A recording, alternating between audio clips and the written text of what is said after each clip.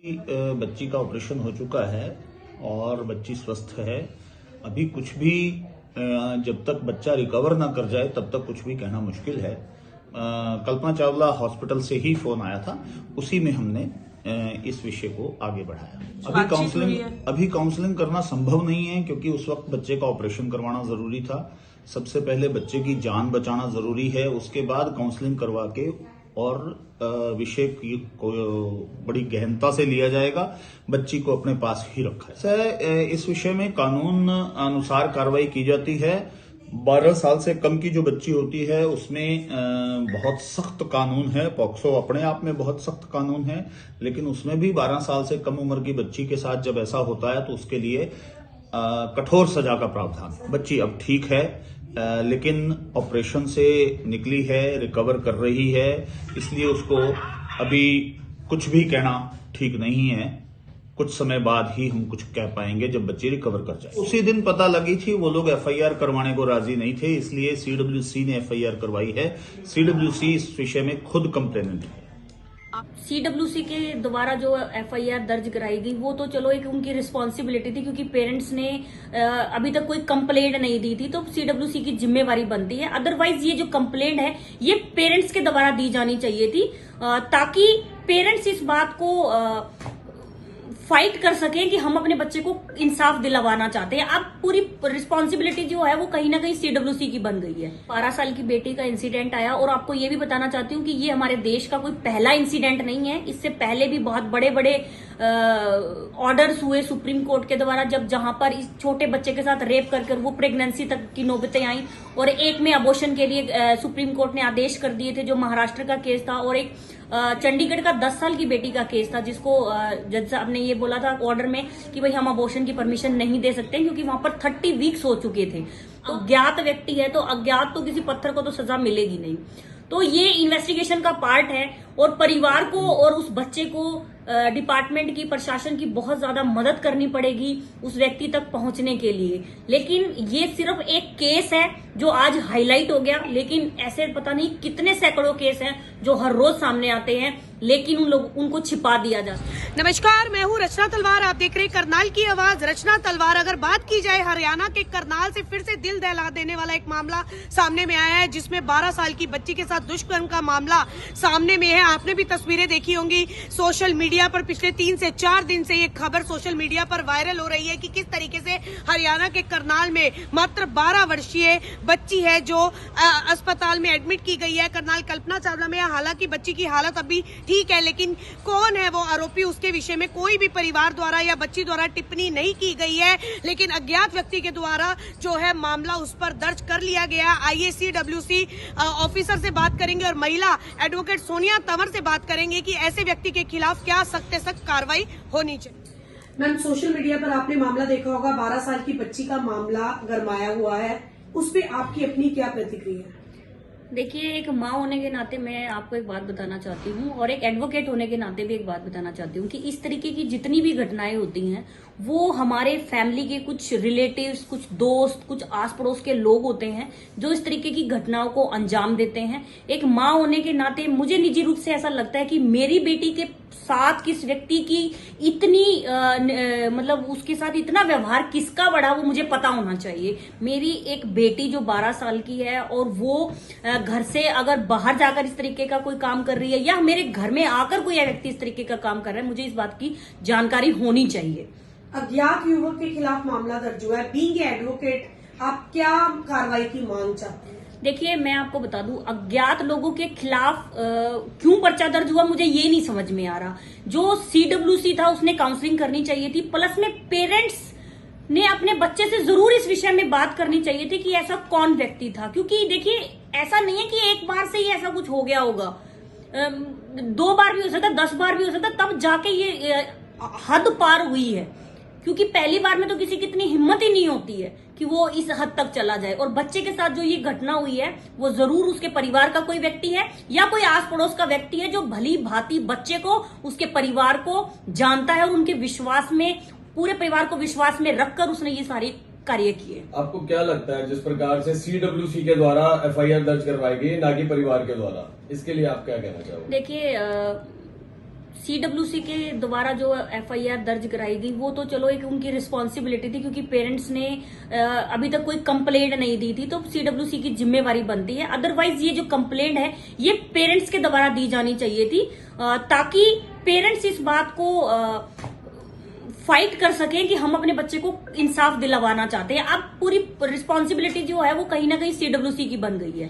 ऐसे मामले बढ़ते चले जा रहे हैं कि कई ऐसे शहरों से बातें सुनने को मिलती हैं कि 10 साल की बच्ची है, 12 साल की बच्ची है, तो क्या निगरानी पेरेंट्स को करनी चाहिए, क्या एहतियात बरतनी चाहिए बच्ची अगर बड़ी होगी? देखिए, मैं एक माँ होने के नाते एक ही बात बताना चाहती हूँ, और ये मैंने जब ये 12 साल की बेटी का इंसिडेंट आया, और आपको ये भी बताना चाहती हूँ कि ये हमारे देश का कोई पहला इंसिडेंट नहीं है। इससे पहले भी बहुत बड़े बड़े ऑर्डर्स हुए सुप्रीम कोर्ट के द्वारा, जहां पर इस छोटे बच्चे के साथ रेप कर वो प्रेगनेंसी तक की नौबतें आई, और एक में अबॉर्शन के लिए सुप्रीम कोर्ट ने आदेश कर दिए थे, जो महाराष्ट्र का केस था, और एक चंडीगढ़ का 10 साल की बेटी का केस था, जिसको जज साहब ने ये बोला था ऑर्डर में कि भाई हम अबॉर्शन की परमिशन नहीं दे सकते, क्योंकि वहां पर 30 वीक्स हो चुके थे।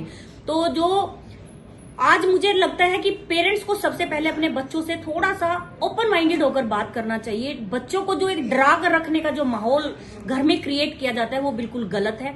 और दूसरा, जब आपके बच्चे आपसे ये कंप्लेंट करते हैं कि उनके पेट में दर्द है, उनके कहीं पर भी दर्द है, प्लीज आप उसको नॉर्मल मत लिया करो। ये बच्ची जो आज पता चला कि ये 3 महीने से प्रेग्नेंट है, ये पेट दर्द का ही नतीजा है। आपको समय समय पर अपने बच्चों से पूछना चाहिए, उनसे बातचीत करनी चाहिए, और इन चीजों को छिपा कर रखने की चीजें नहीं है ये, इस तरीके की उनको शिक्षा दी जानी चाहिए। स्कूल्स की भी बहुत बड़ी अहम भूमिका होती है इन चीजों में। इस पूरे मामले को लेकर आप क्योंकि वकील हैं, वकील के तौर पे कानून क्या कहता है, क्या कानून है इसको लेकर? देखिए, कानून बहुत सख्त है। पोक्सो में के अंदर इसका पर्चा दर्ज हुआ है और 20 साल तक की सजा है, लेकिन क्योंकि अभी तक अज्ञात व्यक्ति है, तो अज्ञात तो किसी पत्थर को तो सजा मिलेगी नहीं। तो ये इन्वेस्टिगेशन का पार्ट है, और परिवार को और उस बच्चे को डिपार्टमेंट की, प्रशासन की बहुत ज्यादा मदद करनी पड़ेगी उस व्यक्ति तक पहुंचने के लिए। लेकिन ये सिर्फ एक केस है जो आज हाईलाइट हो गया, लेकिन ऐसे पता नहीं कितने सैकड़ों केस हैं जो हर रोज सामने आते हैं, लेकिन उनको छिपा दिया जाता है। वर्ष 2015 का नेशनल क्राइम ब्यूरो जो हमारा जो एक रिपोर्ट जनरेट करता है, उसमें तकरीबन 36,000 रेप पीड़िता सामने आई थी, जिसमें से सिर्फ 10,000 माइनर बच्चे थे, और 10,000 में से 8,000 बच्चे ऐसे थे जिनकी उम्र मुश्किल से 12 या 13 साल की थी। तो आप ये सोचिए कि स्थिति 2015 में ऐसी थी, आज हम 7 साल आगे खड़े हैं, तो हमारी स्थिति और ज्यादा भयानक है। उन पेरेंट्स के बारे में क्या कहना चाहते हो जिनको बच्चों की ये बातें पता भी लग जाती हैं, लेकिन वो अंदर ही अंदर बातें दबा जाते हैं क्योंकि हमारी फैमिली का नाम खराब ना हो? देखो, आज मैं आपको एक चीज बताना चाहती हूँ। जैसे इस बच्चे को प्रेगनेंसी हुई, अगर ये बच्चा ये जो लड़की थी ये उस बच्चे को जन्म दे देती, तो आप ये सोचिए इसके पास भविष्य में कुछ नहीं था किसी भी तरीके से। ना तो ये शारीरिक इतनी मजबूत बन पाती, और ना ही मेंटली इतना मजबूत बन पाती। तो वो पेरेंट्स के लिए मेरे पास आज सिर्फ एक ही मैसेज है, बच्चों की मन की आवाज को समझना पेरेंट्स की जिम्मेवारी है। और अगर आप नहीं समझेंगे और इन बातों से आप अपने बच्चों को दूर रखेंगे, तो आप ये समझ लिए कि बच्चे इनकी तरफ ज्यादा अग्रसर होंगे। अगर आप उनका दिमाग पहले से ही इन चीजों के लिए खोल देंगे, तो शायद बच्चे उस चीजों की तरफ जाएंगे ही नहीं। सुनिए जी, आपको लगता है कि जिस प्रकार से करनाल में तमाम जगह अगर देखें झुग्गी झोपड़ियां बहुत ज्यादा है, क्या प्रशासन को या किसी ऐसी संस्था को ऐसा कुछ काम नहीं करना चाहिए कि वहां पे जाके एजुकेट करें, लोगों को थोड़ा सा इस चीज को लेकर अवेयर करवाएं? देखिए, सरकार की तरफ से वैसे तो इस तरीके की कैंपेन लगाई जाती हैं, लेकिन लोगों को जाकर सिर्फ भाषण देने से कोई अवेयरनेस आती नहीं है, मैं आपको बता दूं। क्योंकि जिन लोगों को समझाने की जरूरत है उन लोगों तक हम पहुंच नहीं पाते हैं। हम लोग होटल में प्रोग्राम करते हैं जहां पर बढ़िया बढ़िया परिवारों के लोग आते हैं, और वो लोग हमारी बात को सुनकर चले जाते हैं, और पीछे एक फ्लैक्स लगा होता है कि इस तरीके का कार्यक्रम किया जा रहा है। लेकिन वो जो लोग जो झुग्गी झोपड़ियों में रहते हैं, वहां तक बहुत कम लोग पहुंच पाते हैं, और उन लोगों के पास हमारी सुनने के लिए कोई टाइम नहीं होता, क्योंकि वो लेबर कास्ट होते हैं। तो वो लोगों के लिए खाने पीने का टाइम होता है फिक्स, तो शाम के टाइम पे वहां कोई जाना नहीं चाहता है। तो मैं आपकी बात से इतना ही कह सकती हूँ कि मैं, मेरी संस्था मर्दानी फाउंडेशन की तरफ से पूरी ये कोशिश करूंगी कि कम से कम करनाल जिले में हम लोग हर एक झुग्गी झोपड़ी में जाकर, हर एक एरिया में जाकर इस तरीके की बात को करें। अगर समाज में कोई मैसेज देना है स्पेशली मदर्स को, तो आप क्या कहना चाहेंगे जिनकी बेटियां बेटियां हैं और बेटियां बड़ी हो रही हैं, उन्हें क्या स्पेशली मैसेज देंगे? मैंने हमेशा ही हर एक माँ को एक ही बात के लिए आगे बढ़ने के लिए बोला है कि आप अपनी बेटी को इतना मजबूत कीजिए कि वो आपके बगैर भी चल सके। आप अपनी बेटी से हर टॉपिक के ऊपर बात कीजिए। अगर ये जो समस्या आज इस बेटी के साथ घटित हुई है, ये किसी के साथ भी घटित हो सकती है, लेकिन अगर बच्चा इन सब चीजों के बारे में अवेयर हो तो वो पहले ही दिन आएगा और अपनी माँ को बताएगा कि मेरे साथ इस तरीके की घटना हुई है। ठीक है, थैंक यू। सर, 12 साल की बच्ची का मामला जो आया हुआ है सोशल मीडिया पे करनाल का है, क्या कुछ कहना चाहेंगे? एग्जैक्टली क्या सिचुएशन है, कंडीशन कैसी है बच्ची की? देखिए, अभी बच्ची का ऑपरेशन हो चुका है और बच्ची स्वस्थ है। अभी कुछ भी जब तक बच्चा रिकवर ना कर जाए तब तक कुछ भी कहना मुश्किल है। अभी जब तक बच्चा रिकवर करेगा उसके बाद ही कोई पोजीशन बताई जा पाएगी। सर, किसी का फोन आया था, ऐसे हालत है एक बच्ची के? जी, कल्पना चावला हॉस्पिटल से ही फोन आया था, उसी में हमने इस विषय को आगे बढ़ाया। सर, बच्ची जो है वो लोकल करनाल की है या किसी और प्रदेश की, कहीं और की है? लोकल करनाल में ही है। अभी तो बच्चा लोकल करनाल में ही है। काउंसलिंग हुई है सर उसकी, कुछ बातचीत हुई है? अभी काउंसलिंग करना संभव नहीं है क्योंकि उस वक्त बच्चे का ऑपरेशन करवाना जरूरी था। सबसे पहले बच्चे की जान बचाना जरूरी है, उसके बाद काउंसलिंग करवा के और विषय को बड़ी गहनता से लिया जाएगा। बच्ची को अपने पास ही रखा जाएगा। सर, आरोपियों का पता चल पाया कौन है इसका आरोपी? अभी कोई पता नहीं चल पाया।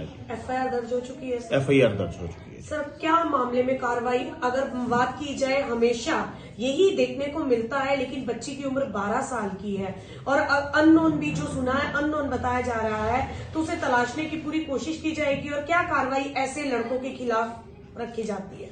ऐसा है, इस विषय में कानून अनुसार कार्रवाई की जाती है।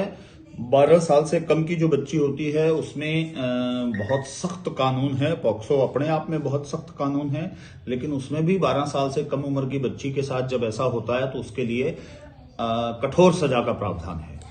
हालत कैसी है बच्ची की सर? बच्ची अब ठीक है, लेकिन ऑपरेशन से निकली है, रिकवर कर रही है, इसलिए उसको अभी कुछ भी कहना ठीक नहीं है।